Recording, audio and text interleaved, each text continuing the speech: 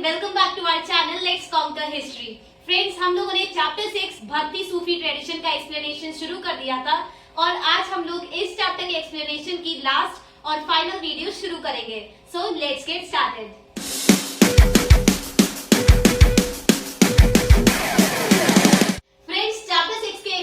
पर दो पार्ट्स पहले बन चुके हैं। The link is provided in the description. आप लोग पहले उसे देख लीजिए and then come back to this video. आज की वीडियो का हमारा टॉपिक है न्यू डिवोशनल पाथ्स, जिसमें हम लोग नॉर्थ इंडिया में जो तीन मेन इन्फ्लुएंशियल भक्ति ट्रेडिशन के टीचर्स इमर्ज हुए, मीराबाई, कबीर दास और गुरु नानक जी, उनकी टीचिंग्स और उनकी लाइफ के बारे में डिस्कस करेंगे। सो आज की वीडियो का हमारा पहला सब टॉपिक है वीविंग अ डिवाइन फैब्रिक। सो इसमें हम लोग मेनली कबीर दास, उनकी लाइफ टाइम और उनकी टीचिंग्स को डिस्कस करेंगे। फ्रेंड्स, कबीर दास, इनके दोहे हम लोग अर्लियर क्लासेस में पढ़ चुके हैं और हम सभी को पता है कि कबीर दास अपनी टीचिंग्स को पास ऑन करते थे इन द फॉर्म ऑफ पोएम्स। जो भी वो वर्सेस लिखते थे, हाइम्स लिखते थे इन लोकल लैंग्वेज, उसमें वो अपनी टीचिंग्स को पास ऑन करते थे। और कबीर दास वो 14th और 15th सेंचुरी के एक निर्गुण पोएट थे, निर्गुण भक्ति के वो सेंट थे। और निर्गुण भक्ति कौन सी ट्रेडिशन होता है जहां पर एक फॉर्मलेस गॉड को, एक निराकार गॉड को वर्शिप किया जाता है। सो कबीर दास वो भगवान की शक्ति पर बिलीव करते थे, बट वो ह्यूमन फॉर्म ऑफ गॉड को नहीं वर्शिप करते थे, वो एक निराकार, एक फॉर्मलेस गॉड को वर्शिप करते थे। सो अब हम लोग एक ऑर्गेनाइज्ड वे में, एनसीईआरटी में तो ऊपर नीचे ऐसे ही दिया हुआ है, बट हम लोग एक ऑर्गेनाइज्ड वे में कबीर दास के बारे में पढ़ेंगे। फर्स्टली उनके ओरिजिन को देखेंगे, उनकी जो इंट्रोडक्शन है वो देख लेंगे। देन हम लोग देखेंगे कि हिस्टोरियंस कौन कौन सी सोर्सेज यूज करते हैं कबीर दास की लाइफ और उनकी टीचिंग्स को समझने के लिए। एंड लास्ट हम लोग कबीर दास के आइडियाज और टीचिंग्स को डिस्कस करेंगे। सो फर्स्टली हम लोग कबीर दास का ओरिजिन देखेंगे। सो फ्रेंड्स, अभी भी ये कंफ्यूजन है कि क्या कबीर दास मुस्लिम थे या फिर वो हिंदू थे। सो ये एक कॉन्फ्लिक्ट अभी तक है और हिस्टोरियंस अभी तक क्लियर नहीं हो पाए हैं कि क्या वो मुस्लिम थे या फिर वो हिंदू थे। बट वैष्णव ट्रेडिशन में जो हैगियोग्राफीज लिखी गई हैं ऑन कबीर, उनका मानना है कि कबीर वो जन्म से बाय बर्थ वो हिंदू कम्युनिटी को बिलोंग करते थे, हिंदू रिलीजन को बिलोंग करते थे और उनका नाम था Kabir Das. Then later on उनको अडॉप्ट कर लिया था, उनको गोद ले लिया था मुस्लिम पेरेंट्स ने। और जो उनके पेरेंट्स थे वो भी रिसेंट कन्वर्ट्स थे टू इस्लाम, मतलब उन्होंने रिसेंटली ही वो लोग कन्वर्ट हुए थे टू इस्लाम, उन्होंने अपना रिलीजन चेंज कर दिया था और इस्लाम को अडॉप्ट कर लिया था। सो कबीर जी को अडॉप्ट करा, उनकी ब्रॉटअप करा था, उनको रेस करा था एक मुस्लिम फैमिली ने जो कि वीवर कम्युनिटी को बिलोंग करती थी और वीवर्स को बोला जाता है हिंदी में जुलाहाज। सो कबीर दास वो बाय बर्थ हिंदू थे, बट उनका रेस, उनको ब्रॉटअप किया गया इन अ मुस्लिम फैमिली जो वीवर्स कम्युनिटी को बिलोंग करती थी, जिसको बोला जाता है जुलाहाज। और वैष्णव ट्रेडिशन का ये भी मानना है कि कबीर दास के जो गुरु थे, जो उनके मेंटोर थे, जो उनके टीचर थे, वो थे रामानंद। रामानंद वो भक्ति ट्रेडिशन के एक बहुत ही इंपॉर्टेंट टीचर, एक बहुत ही इंपॉर्टेंट, बहुत ही इन्फ्लुएंशियल टीचर है। बट जब हिस्टोरियंस ने रामानंद और कबीर दास की लाइफ टाइम को कंपेयर करा, तब उन्होंने पाया कि रामानंद और कबीर दास की लाइफ टाइम में 100-150 सालों का गैप है। सो इसीलिए हिस्टोरियंस का मानना है कि रामानंद और कबीर दास वो लोग एक साथ एक ही पीरियड में एग्जिस्ट करें, ये पॉसिबल नहीं है। बट जो हमारा रिलीजियस बिलीफ है, जो वैष्णव ट्रेडिशन का मानना है, वो ये मानता है कि कबीर दास के गुरु थे रामानंद। बट हमको कोई भी एविडेंस नहीं मिलता है to support this statement. Next अब हम लोग ये देख लेते हैं कि कौन कौन सी सोर्सेज हिस्टोरियंस यूज करते हैं to reconstruct Kabir's life and to understand Kabir's teachings. So friends, सबसे पहले तो आप ये समझ लीजिए कि ये सभी जो रिटन सोर्सेज हैं, ये उनकी लाइफ टाइम में नहीं लिखी थी, ये उनके फॉलोवर्स ने कबीर जी की डेथ के 200 साल बाद लिखना शुरू किया। सो फर्स्टली हिस्टोरियंस यूज करते हैं हैगियोग्राफीज को। जो कबीर दास के जो फॉलोवर्स थे, उन्होंने जो बायोग्राफी लिखी है ऑफ कबीर दास, उसको यूज करते हैं हिस्टोरियंस। सेकेंडली वो उन कॉम्पोजिशंस को यूज करते हैं, वो जो कंपाइलेशंस थी जो कबीर दास के फॉलोवर्स ने लिखी हैं अबाउट कबीर्स टीचिंग्स, जो भी कबीर जी की टीचिंग्स थी उनको उनके फॉलोवर्स ने कंपाइल कर लिया था। और इन कंपाइलेशंस को भी हिस्टोरियंस स्टडी करते हैं to understand Kabir's ideas and teachings. So mainly 3 traditions ने कंपाइल करी थी कबीर जी की टीचिंग्स को। तो मेनली 3 बुक्स हैं ऑन कबीर दास टीचिंग, उन वो सब 1 मार्क्स के लिए बहुत ही इंपॉर्टेंट है, तो आप ये नोट डाउन जरूर कर लीजिए। फर्स्टली कबीर बीजक। सो ये एक कंपाइलेशन है, ये एक बुक है जो लिखी थी कबीर पंथ ने। सो कबीर पंथ ये कम्युनिटी है जो वाराणसी को बिलोंग करती है, वाराणसी इन उत्तर प्रदेश। सो कबीर पंथ ने लिखी थी कबीर बीजक और ये इसमें कबीर जी की टीचिंग्स को लिखा गया है। देन कबीर ग्रंथावली। सो कबीर ग्रंथावली ये भी एक कंपाइलेशन है ऑफ कबीर टीचिंग, और ये लिखा था दादू पंत ने। सो दादू पंत ये भी एक कम्युनिटी थी जो कबीर जी को फॉलो करती थी और ये बिलोंग करती थी टू राजस्थान। एंड लास्ट आदि ग्रंथ साहिब। आदि ग्रंथ साहिब मतलब गुरु ग्रंथ साहिब जो सेक्रेड बुक है ऑफ सिखिज्म। इसमें भी कबीर जी की टीचिंग्स को, जो भी उन्होंने दोहे बोले थे, उनको कंपाइल करा गया है। इसीलिए हिस्टोरियंस इसको भी स्टडी करते हैं टू अंडरस्टैंड कबीर टीचिंग्स। सो ये सभी रिटन डॉक्यूमेंट्स है, ये सभी रिटन सोर्सेज है जिनको हिस्टोरियंस यूज करते हैं to reconstruct Kabir's life and to understand Kabir's teachings. Then अब हम लोग जो कबीर जी की आइडियाज और टीचिंग्स थी उनको देख लेते हैं, और ये सबसे इंपॉर्टेंट सेक्शन है। इस पर क्वेश्चन आता है और ये मेनली 8 मार्क्स में ही आता है। जो भी टीचिंग्स पर क्वेश्चन आएगा वो 80 मार्क्स में आएगा, और तब आपको सबसे पहले कबीर जी का इंट्रोडक्शन देना होगा एंड देन लेटर ऑन आप लोग उनके आइडियाज और टीचिंग्स एक्सप्लेन करेंगे। सो फर्स्टली कबीर दास की जो पोएम्स थी, जो भी वो वर्सेस लिखते थे, वो रीजनल लैंग्वेजेस और लोकल डायलेक्ट्स में लिखते थे। सो जैसे हिंदी की जो डायलेक्ट्स है जैसे अवधी और ब्रज भाषा, इसमें वो लिखते थे अपनी वर्सेस को, और जो रीजनल लैंग्वेजेस हो गई जैसे पंजाबी, सो इन सभी लैंग्वेजेस में वो अपनी कंपोज करते थे अपनी वर्सेस को। ऑल्सो फ्रेंड्स ये भी आप लोग याद रखिएगा कि कबीर जी अपनी टीचिंग्स को ओरली पास ऑन करते थे, और वो कभी भी अपनी टीचिंग्स को कहीं भी उन्होंने लिखा नहीं था। सो कबीर जी अपनी टीचिंग्स को ओरली पास ऑन करते थे अमंग पीपल। देन जो उनकी लैंग्वेज ऑफ राइटिंग था, कबीर दास लिखते थे इन संत भाषा, और ये एक स्पेशल लैंग्वेज थी जो यूज करते थे निर्गुण पोएट्स। तो कबीर दास की जो लैंग्वेज ऑफ कंपोजिंग वर्सेस था वो थी संत भाषा, और उनका जो स्टाइल ऑफ राइटिंग था, जिस स्टाइल में वो अपनी पोएम्स को, अपनी वर्सेस को लिखते थे, उसको बोला जाता है उलट बंसी, और इसका मतलब होता है अपसाइड डाउन सेइंग। सो ये 1 मार्क्स के लिए ये भी इंपॉर्टेंट है, पूछा जा सकता है कि क्या अनोखी बात थी, क्या एक यूनिक फीचर था ऑफ कबीर्स पोएम्स। तो इसमें आपको बताना होगा कि उनकी जो स्टाइल ऑफ राइटिंग था वो था उलट बंसी, जिसका मतलब होता है upside down sayings. Next, Kabir Das ने अपनी पोएम्स में, अपनी वर्सेस में गॉड को, अल्टीमेट रियलिटी को डिफरेंट नेम से डिफाइन कराए, डिफरेंट नेम से डिस्क्राइब कराए। जैसे वो भगवान को सबसे पहले वो अल्लाह, पीर, हजरत, ये जो इस्लामिक ट्रेडिशन के जो टर्म्स है उनसे वो भगवान को, अल्टीमेट रियलिटी को डिस्क्राइब करते हैं। देन वो राम, हरि, केशव, इन टर्म्स का भी यूज करते हैं अपने दोहों में टू डिस्क्राइब गॉड, और ये सब हिंदुइज्म के टर्म्स है।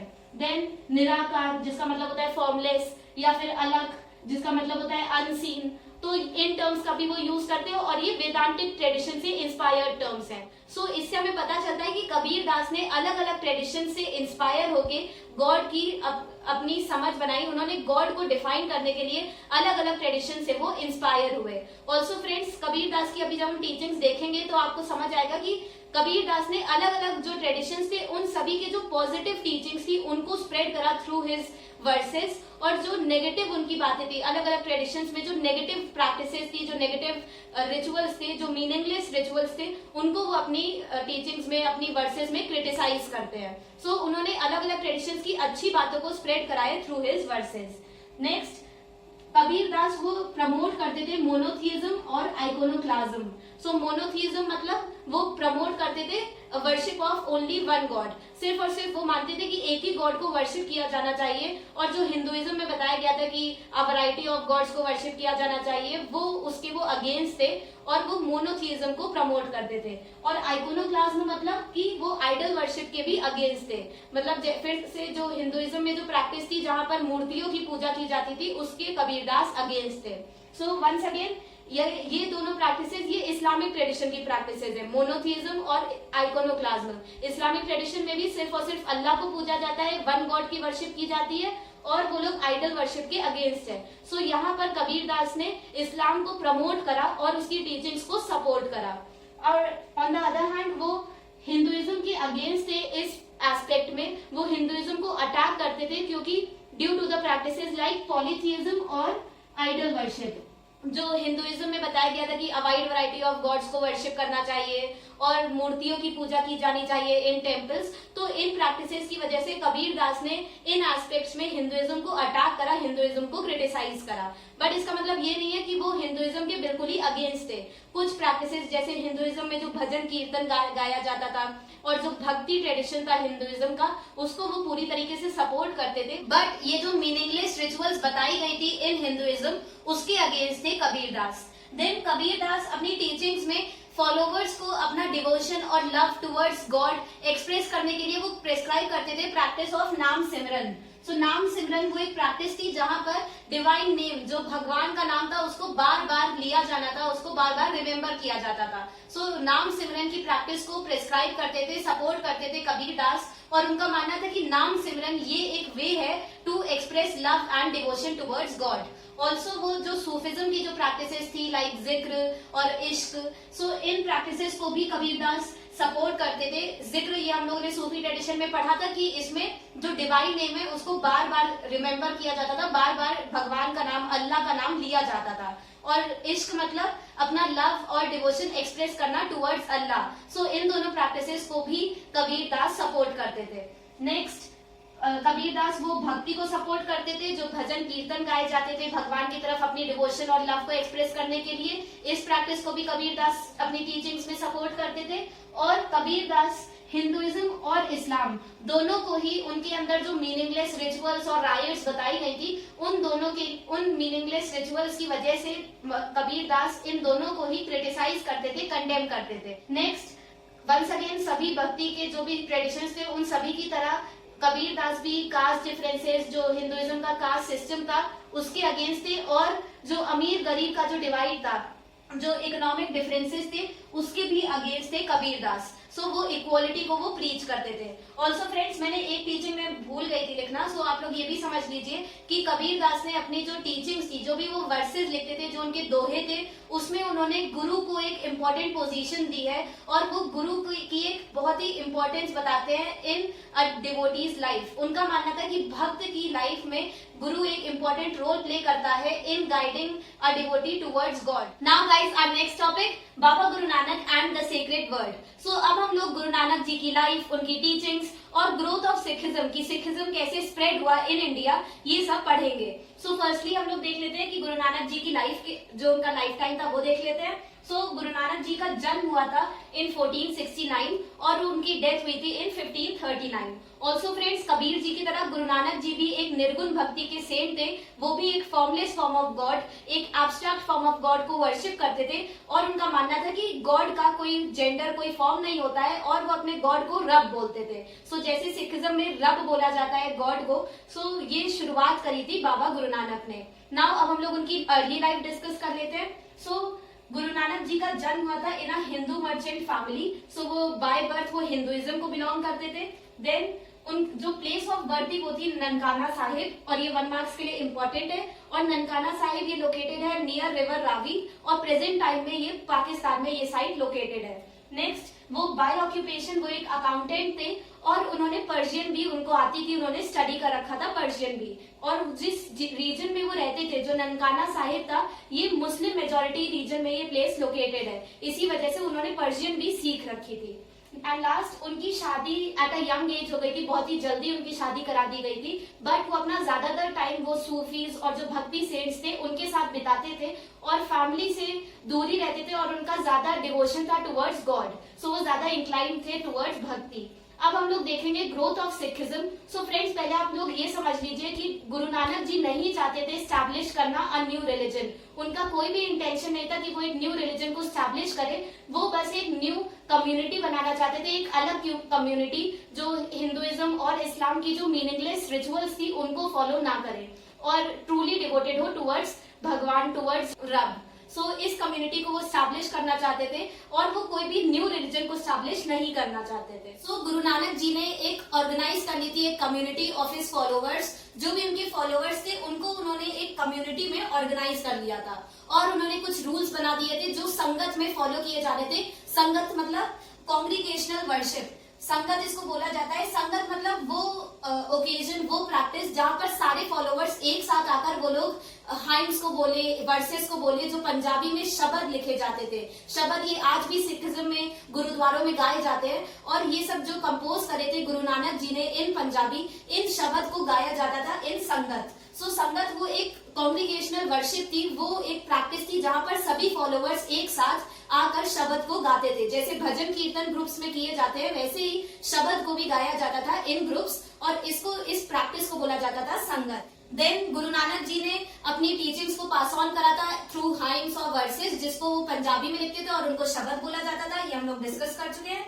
एंड गुरु नानक जी ये जो संगत होती थी वहां पर इन सभी शब्द को गाते थे और उनके जो असिस्टेंट थे, जो उनके अटेंडेंट थे, उनके डिसाइपल थे, उनके स्टूडेंट थे मर्दाना, वो प्ले करते थे रबाब। सो रबाब एक तरीके का म्यूजिकल इंस्ट्रूमेंट है। सो गुरु नानक जी इन शब्द को गाते थे और मर्दाना इस रबाब को बजाते थे, वो इस म्यूजिकल इंस्ट्रूमेंट को प्ले करते थे। सो वंस अगेन ये 1 मार्क्स के लिए इंपॉर्टेंट है। मर्दाना ये पूछा जा सकता है कि वो कौन सा इंस्ट्रूमेंट प्ले करते थे। So the answer will be rabab. अब हम लोग देखेंगे कि सिखिज्म की ग्रोथ कैसे हुई। मतलब अभी तक हम लोगों ने देखा कि गुरु नानक जी नहीं चाहते थे स्टैब्लिश करना एक न्यू रिलीजन को, बट गुरु नानक जी के बाद जो दूसरे गुरु हुए, जो दूसरे मेंटोर्स हुए, उन्होंने शुरू करा और उन्होंने इस कम्युनिटी को हिंदुइज्म और इस्लाम दोनों से सेपरेट करके एक न्यू रिलीजन को स्टैब्लिश करा और उसको सिखिज्म नाम दिया। सो अब हम लोग उन सभी गुरुओं के बारे में पढ़ेंगे।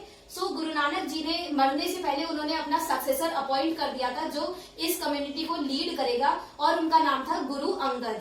सो गुरु अंगद वो सेकेंड टीचर थे ऑफ सिखिज्म और गुरु अंगद के बाद जो 5th गुरु थे गुरु अर्जन, उन्होंने अपने से पहले जो भी गुरु हुए थे, जो 4 उनसे पहले जो 4 मेन सिखिज्म के गुरु थे उनकी, और जो दूसरे सेंट्स थे जैसे कबीर दास, रविदास और बाबा फरीद, इन सभी सेंट्स की जो हाइम्स की, जो वर्सेस इन लोगों ने कंपोज करी थी, जो टीचिंग्स इन्होंने पास ऑन करी थी, इन सभी टीचिंग्स को गुरु अर्जन ने कंपाइल करा और लिखा इन आदि ग्रंथ साहिब। सो गुरु अर्जन ने आदि ग्रंथ साहिब को लिखा था और इसमें उन्होंने जो भी पहले के 4 जो मेन सिखिज्म के टीचर्स थे उनकी टीचिंग्स और जो दूसरे सेंट्स थे उन सभी टीचिंग्स को कंपाइल कराए। So once again Guru Arjan ने लिखा था आदि ग्रंथ साहिब और ये 1 मार्क्स के लिए बहुत इंपॉर्टेंट है। ऑल्सो फ्रेंड्स, जो भी ये हाइम्स लिखते थे सिखिज्म के गुरु, उनको बोला जाता है गुरबानी। सो गुरु की वाणी उसको बोला जाता है गुरबानी। नेक्स्ट, सिखिज्म के जो 10th गुरु थे गुरु गोविंद सिंह, उन्होंने आदि ग्रंथ साहिब में कुछ न्यू सेक्शंस को ऐड ऑन करा। उन्होंने जो 9th गुरु थे गुरु तेग बहादुर, उनकी टीचिंग्स को भी ऐड ऑन कर दिया इन आदि ग्रंथ साहिब और उन्होंने कंपाइल करी गुरु ग्रंथ साहिब। सो गुरु ग्रंथ साहिब जो कि मेन जो मोस्ट सीक्रेट डॉक्यूमेंट है ऑफ सिखिज्म, उसको लिखा था गुरु गोविंद सिंह ने। ये उनकी मेजर कॉन्ट्रीब्यूशन थी टू सिखिज्म। ऑल्सो फ्रेंड्स, गुरु गोविंद सिंह ने फाउंड करा था, उन्होंने स्टैब्लिश करा था खालसा पंथ। सो वो फाउंडर थे ऑफ खालसा पंथ और उन्होंने 5 मेन सिंबल बताए थे जो सिखिज्म के फॉलोअर्स को फॉलो करने थे। सो ये क्या 5 मेन सिंबल्स थे? फर्स्टली अनकट हेयर, जो भी फॉलोअर्स होंगे ऑफ सिखिज्म उन लोगों को अपने बाल नहीं कटवाने थे, उन लोगों को अनकट हेयर रखने थे। देन वो लोग अपने पास एक डैगर रखते थे, एक चाकू रखते थे, छोटी चाकू। देन वो लोग पेयर ऑफ शॉर्ट्स पहनते थे, तो ये एक तरीके की कॉस्ट्यूम हो गई कि वो लोग एक पेयर ऑफ शॉर्ट्स पहनते थे। एंड नेक्स्ट उन लोगों को एक कोम्ब अपने पास रखना होता था और लास्ट उन लोगों को एक स्टील का बैंगल पहनना होता था जिसको कड़ा बोला जाता है। सो ये 5 मेन सिंबल्स थे जो फॉलोवर्स ऑफ सिखिज्म को फॉलो करने थे और ये 1 मार्क्स के लिए बहुत ही इंपॉर्टेंट है कि गुरु गोविंद सिंह ने फाउंड करा था, स्टैब्लिश करा था खालसा पंथ। नेक्स्ट और लास्ट फ्रेंड्स, अब हम लोग सिखिज्म के जो आइडियाज थे, जो प्रीचिंग्स थी ऑफ गुरु नानक जी, उनको डिस्कस कर लेते हैं। सो फर्स्टली गुरु नानक जी क्योंकि वो निर्गुण भक्ति के पोएट थे, तो इसीलिए उनका मानना था कि गॉड जो है वो एक फॉर्मलेस गॉड को वर्शिप करते थे, एक एब्स्ट्रैक्ट फॉर्म ऑफ गॉड को वर्शिप करते थे और वो सिर्फ और सिर्फ 1 गॉड में बिलीव करते थे जिसको वो बोलते थे रब। सो रब का कोई जेंडर नहीं है, कोई फॉर्म नहीं है और वो अपने फॉलोवर्स को सिर्फ और सिर्फ रब की पूजा करने को बोलते थे।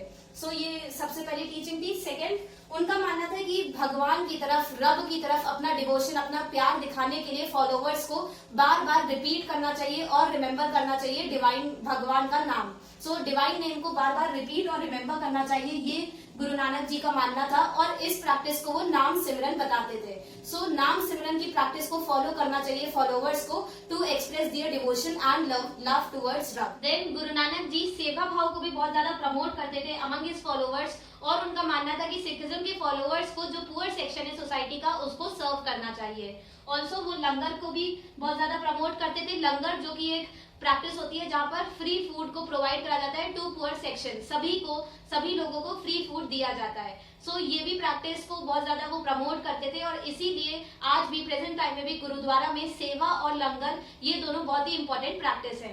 देन गुरु नानक जी अपनी सभी टीचिंग्स और जो भी वो हाइम्स गाते थे उन सभी में उन्होंने रिजेक्ट कराए और क्रिटिसाइज कराए practices like idol worship, sacrifices, rituals, image worship, इन सब चीजों को उन्होंने बहुत ज्यादा क्रिटिसाइज कराए, कंडेम कराए और जो भी रिचुअल्स बताई गई थी इन हिंदुइज्म और जो इस्लाम के जो स्क्रिप्चर्स थे उनमें जो भी रिचुअल्स और मीनिंगलेस राइट्स को बताया गया है उसको वो बहुत ज्यादा क्रिटिसाइज करते थे।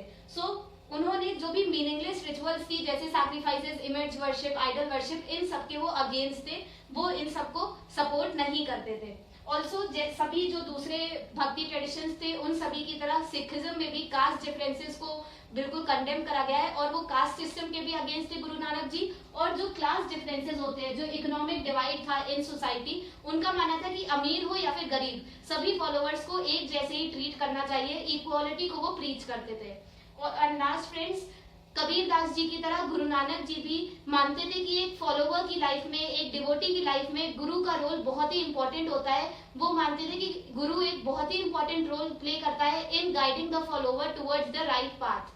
आई होप गाइज आप सभी को ये सभी टॉपिक्स अच्छे से समझ आ रहे होंगे। And if you are like my video then जल्दी से जल्दी इस चैनल को सब्सक्राइब करिए, इस वीडियो को लाइक करिए और ज्यादा से ज्यादा मेरे चैनल को अपने फ्रेंड्स और क्लासमेट्स के साथ शेयर करिए।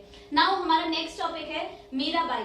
सो अब हम लोग देखेंगे कि मीराबाई जो हम सभी जानते हैं, जो टोटली डिवोटेड थी टुवर्ड्स लॉर्ड कृष्णा, जो कृष्णा की भक्ति में टोटली डिवोटेड थी और वो मेनली फेमस है इन गुजरात एंड राजस्थान। सो उन्होंने वेरियस पोएम्स और सॉन्ग्स कंपोज करे थे इन वर्शिप ऑफ लॉर्ड कृष्णा और उनको आज भी प्रेजेंट टाइम में भी गाया जाता है इन गुजरात एंड राजस्थान। और वो सेंट थी of the period 15 to 16 century.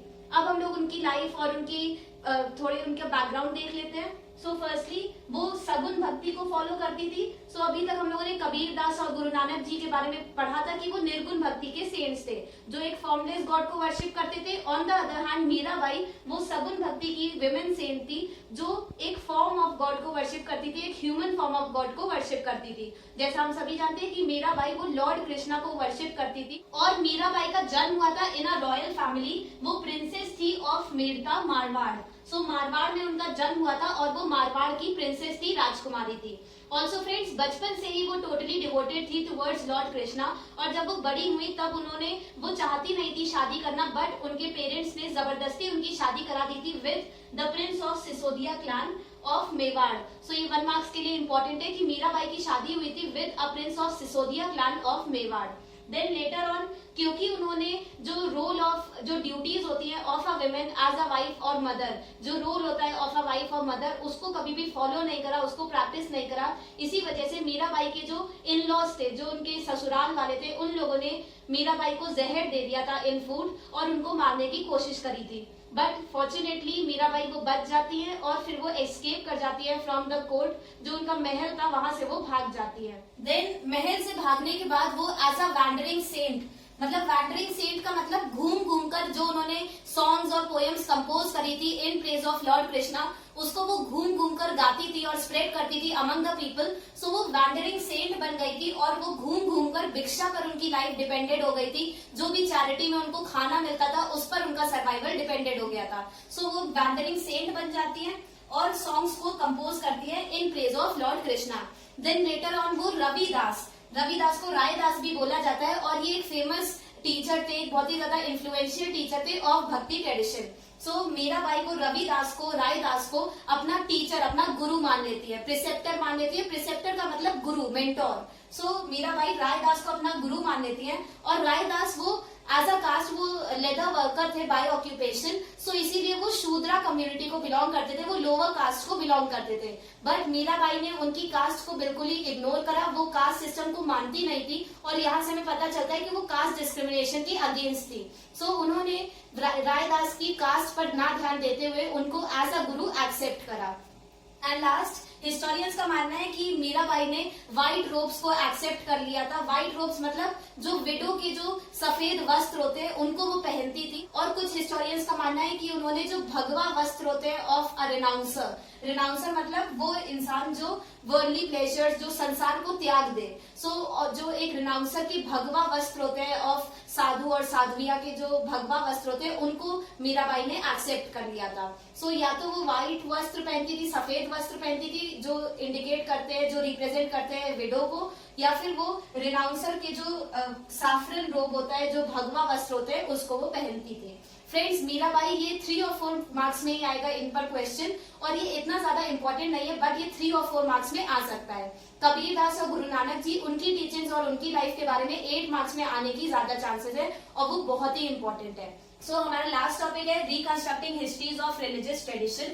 सो इसमें हम लोग देखेंगे कि इस पूरे चैप्टर में और अभी तक जितने भी हम लोगों ने चैप्टर पढ़े उसमें हिस्टोरियंस कौन कौन सी सोर्सेज को यूज करते हैं to understand religions and its practices. जो भी अभी तक हम लोगों ने रिलीजन्स देखे, उनके बिलीफ्स और आइडियाज को समझने के लिए हिस्टोरियंस ने अभी तक कौन कौन सी सोर्सेज को पढ़ा, ये हम लोग देखेंगे।